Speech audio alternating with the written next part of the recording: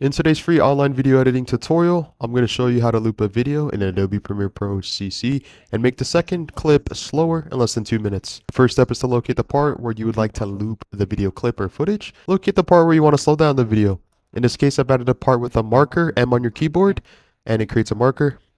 Go to the beginning of the video clip, click I on your keyboard, and create an endpoint. Click on O, and then under the plus icon right here, the button editor.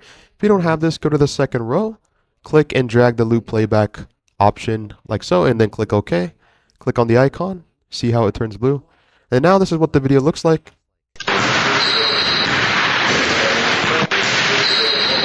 As you can successfully see, this is how you loop the video clip or footage. But if you want to make the second clip slower, go to the second part of the video, uncheck loop playback, click on the video click, right click, and then click on speed and duration.